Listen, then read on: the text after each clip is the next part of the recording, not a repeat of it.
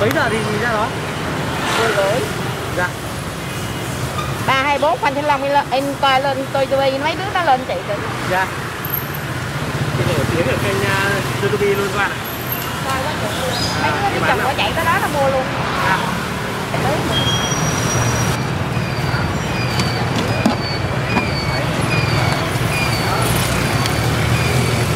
Vậy là sáng chị đứng đây một lúc rồi chị chạy qua bên Phan Xích Long phải không ạ? Đúng rồi. Dạ. Bán là 324 Phan Xích Long rồi chị. Đấy, chị bán là 324 Phan Xích Long nhé các bạn. Bánh chị làm rất ngon, hấp dẫn vào đây.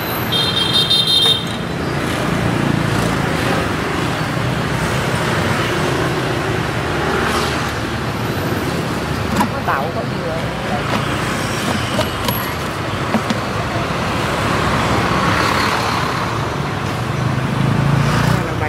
Khoai mì.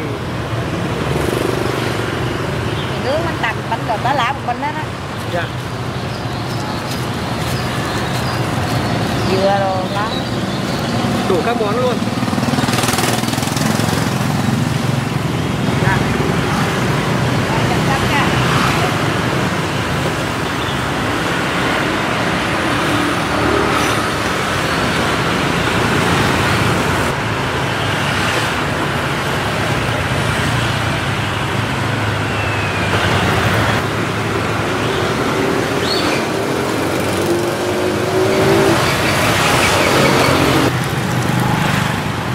Nướng một cái bánh này thì mất khoảng bao thời gian gì? Mấy phút này khuôn nó nóng rồi là nướng nhanh lắm. Dạ. Khuôn nó nóng rồi thì nướng nhanh lắm, 5 phút rồi. À, khuôn nóng thì mình nướng sẽ nhanh hơn phải không?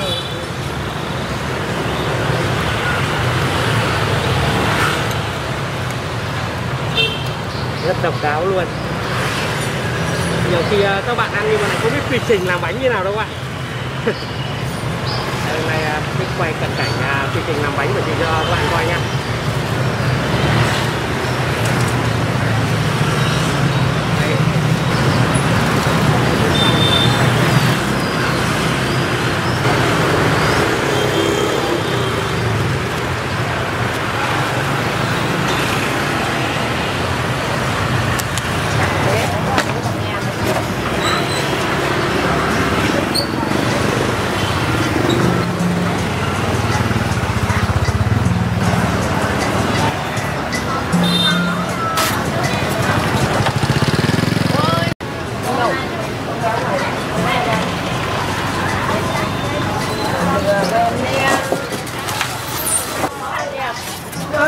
Ta lên mẫu rồi có quay chứ.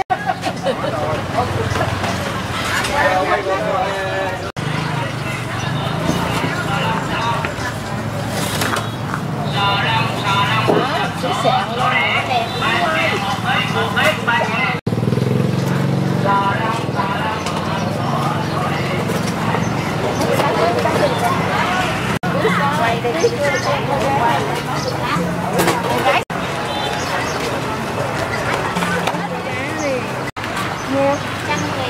Quay xong rồi lên đưa lên thường không? Nghe hả?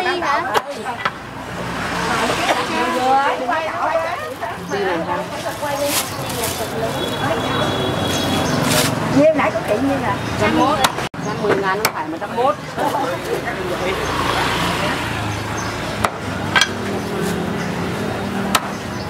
Là khô ốm rồi.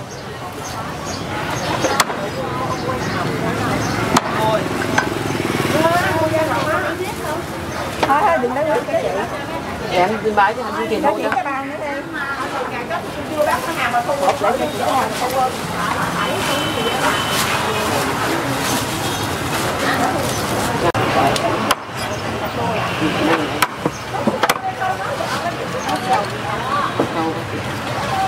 Cái nước sạch vậy em.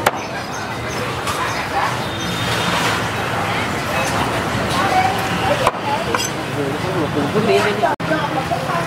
Thì nó luộc nó là nó là luộc cái mà.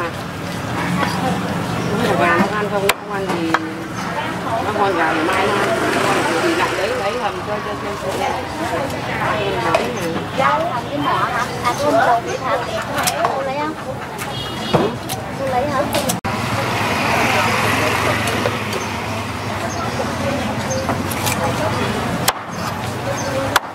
Đầu con vịt. Đầu con vịt. Đang chặn. Đang quay phim. Hàng này thì mình bán sao ấy chị? Bán theo con là hay là bán theo ký chị gái? Ký rồi. Cái này thì bao nhiêu một ký chị? Có nhiều loại, loại 60, 80, 60 là công nghiệp, 80 thì cả vườn. Dạ. Gà ta 101. Gà ta thì 101. Gà ta là cao nhất rồi phải không chị? Hai cái chân nữa đi. Bán cho hai chân.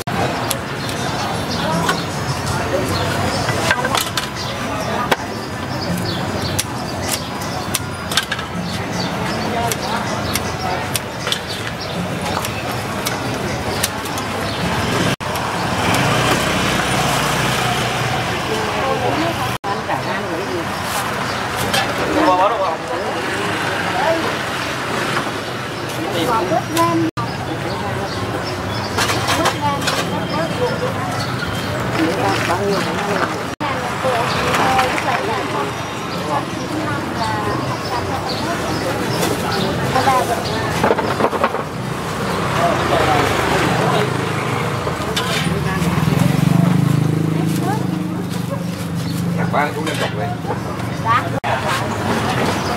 200 mấy nhỉ? 201 ạ.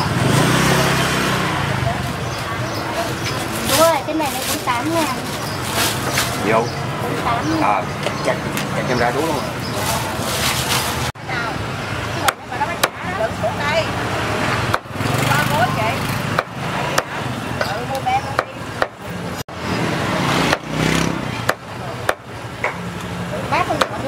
Mát rưỡi luôn á, chị mua thử bộ mặt mát rưỡi luôn đẹp lắm.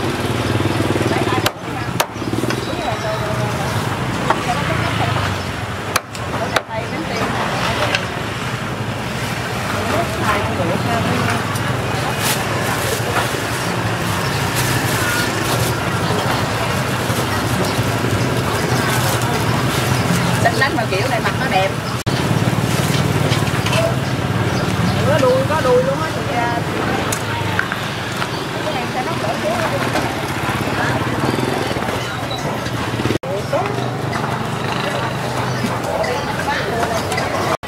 Bà hai mẹ con phải chính là ngày mai là lên Facebook rồi. Xong rồi. Tôi biết này không biết ở đâu thấy đây. Tên gì đây? Kênh nào anh? Tên Bình Định.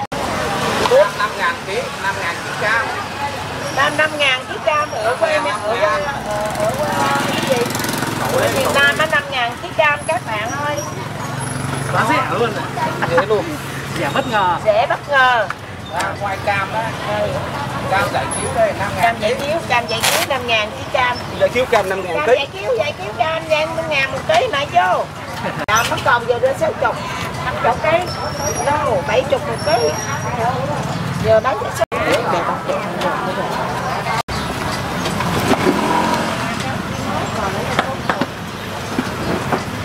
Anh ơi, cái xài á, xài rẻ á.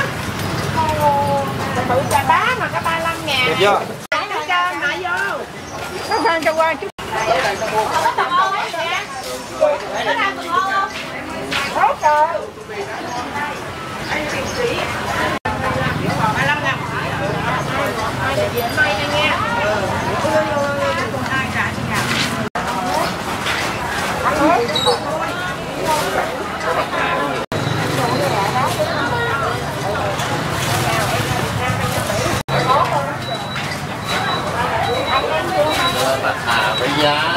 Dạ còn có một miếng à anh ơi. Rồi còn miếng 5.000 ha.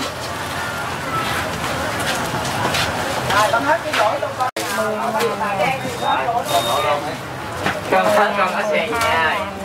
Giá anh. Dạ cho giá luôn. 12.000, 14.000 nè. Đây có bọn.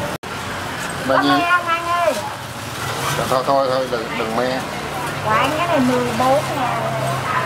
Rồi 14.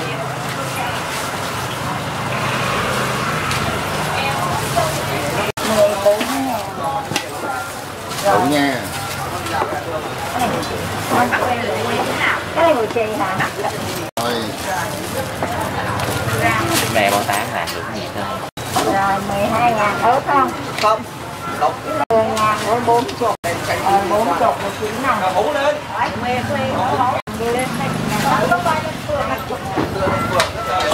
Làm là có 2 gram chản đường ta.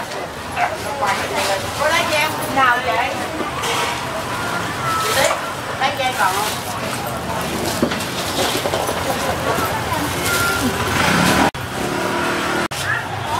Rồi 20 và 30. Cái gì nữa chị? Em không nhận hết không? 30. Thấy 1 triệu. Đâu? Đó. Còn có nhiêu để đẹp thêm thôi. 30 có 20. Rồi. 20 nè. Còn nhiều hết em. Rồi cái này là 9 ngàn. Hai miếng. Hai đứa 5. Chắc có hành ngồi như nghe. Có hành với ngò rí. Còn 50.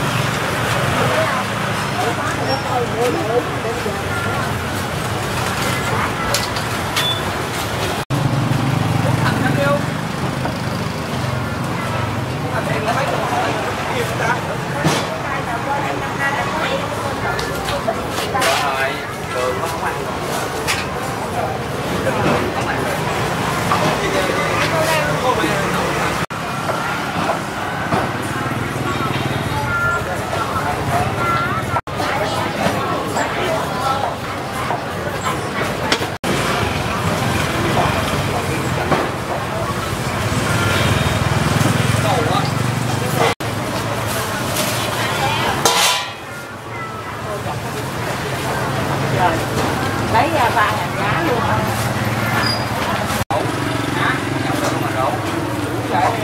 Có bạc hàng mấy phút.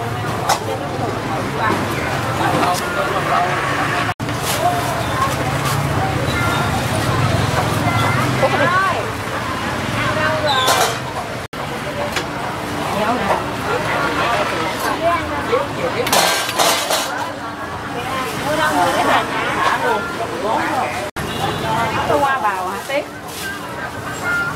Tôi qua bào nữa em. Có xe hết nữa. Gì không bác? Nghe bài của anh. Nghe cháu mua xào. Mua xào có thêm 5 nữa. Nghe con rau này, cạch á. Bí thì nhiêu à? Cho chị ngồi ngồi ra nha.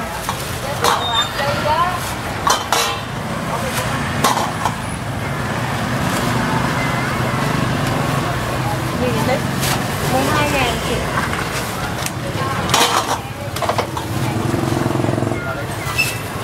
Đấy nhiều tí. Hả?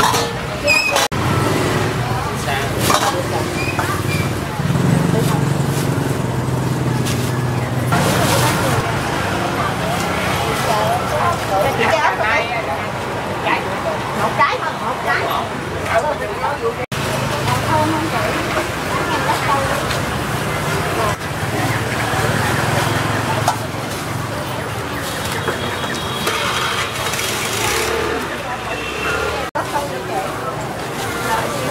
Nhiêu? Không biết. Chưa nói. Cốc phi thôi. Cốc phi cái được. Ok. Hai trái vậy, 2 trái nữa là 4 trái.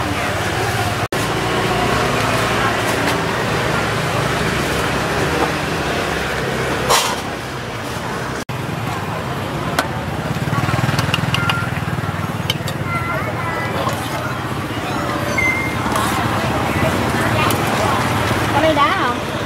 Không. Bỏ cho nhanh.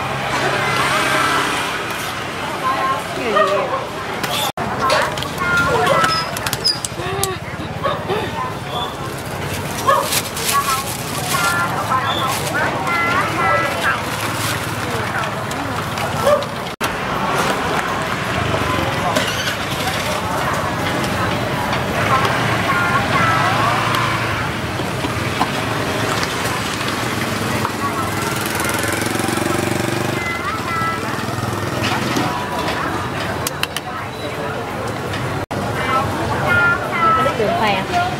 Đó là nước đường hả chị? Nước đường phèn. À, đường phèn. Mình vàng.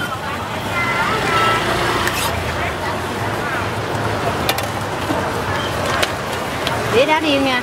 Dạ, cái đá riêng nha. À, cái đấy thì ăn với đá phải không chị? Còn cái kia thì ăn nóng thôi đúng không?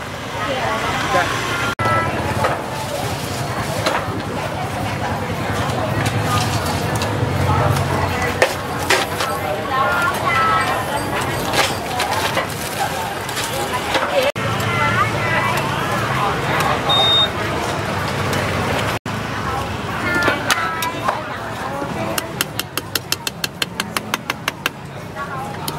Rồi chị ơi rồi. Em nhiều nước vừa.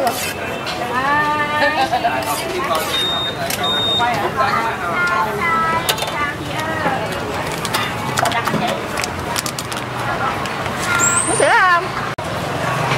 Lấy không kịp.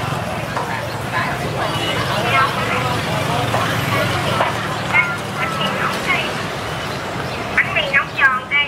Cái đỏ đỏ đấy là cái gì vậy chị? Bánh mì nóng Lẩu. đây. À, lẩu. Bánh mì đặc luộc đây.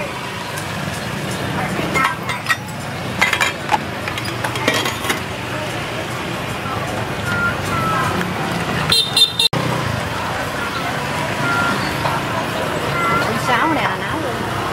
Xương sáo là tự chị làm luôn phải không ạ? Để làm hết. Đây bán khách quen không mà. Cái hàng nhà làm nhiều. Không phải hàng chợ. Chung là toàn bộ là từ sản xuất hết. Dạ. Để sớm á, 12 giờ đêm làm tới 4 giờ rưỡi sáng. Dạ. Vậy là chị phải dậy từ 2 giờ khuya luôn à? 12 giờ đêm. À, 12 giờ khuya. Ủa rồi chị ngủ ra nào? Đó đôi lúc 10 giờ, 11 giờ, sớm nhất là 9 giờ. Do chiều về là nhồi trong chao nhiều lắm. Dạ. 4-5 kg trong chao. Bán lợn nó gấp đôi, gấp 3 hồi xưa rồi. Dạ. Năm ngoái thì bán, năm nay vừa ăn Tết xong là bán khách đông hơn nữa. Dạ. Thành ra là cái nồi nó bự hơn. Nó tăng lên tới 2 kg đậu nữa. Tuyệt vời luôn. Biến nó không làm một cái là lấy hàng chợ như là khó bán luôn. Dạ. Cái Cái này chị bán được lâu chưa? bán được 6 năm rồi. 6 năm rồi chị. Ồ.